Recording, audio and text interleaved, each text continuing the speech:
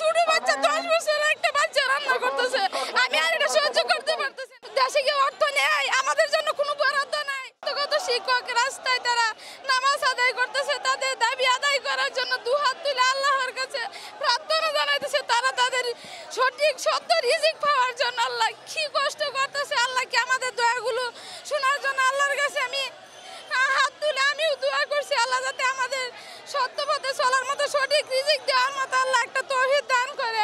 আল্লাহ আমাদের এই উপদেশটা যেন আমাদের দাবি আদায় করে নেন, আমাদের ফাইলগুলো স্বাক্ষর করে দেন, আমাদেরকে রাজপথ থেকে বিতাড়িত করেন। আর কত আমরা রাজপথে থাকবো? ছেলে মেয়ে ফেলে আমরা এই রাস্তাপথে দাঁড়িয়ে আছি। রাজপথে আজকে 10 দিন যাবত আমরা অপেক্ষা করতেছি আমাদের দাবি আদায়ের জন্য। কেন আমাদের দাবি আদায় হচ্ছে না? কেন আমাদেরকে জাতীয়করণ করা হচ্ছে না?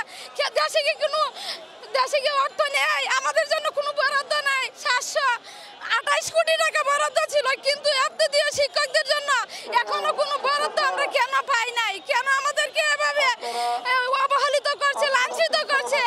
বাংলাদেশে একটা স্বাধীন দেশের নাগরিক হয়ে আমরা আমাদের অধিকারগুলো কেন পাচ্ছি না? এইটাই আমার জাতির কাছে প্রশ্ন। আমি এখন আর বলার মতো ভাষাই নেই।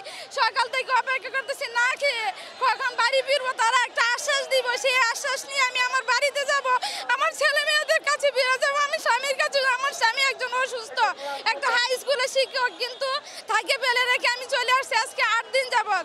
ও শুধু বলতেছে কবে তুমি বাড়ি ফিরবে? এই ছেলে মেয়ে আমার রান্না করতেছে, ছোট বাচ্চা 10 বছরের একটা বাচ্চা রান্না করতেছে। আমি আর এটা সহ্য করতে পারতেছি না। আমার মাননীয় উপদেষ্টার কাছে আমার আবেদন, আমাদের দাবিগুলো পূরণ করুক, আমাদেরকে দেশে ফিরে যাওয়ার মতো তৌফিক দান করুক।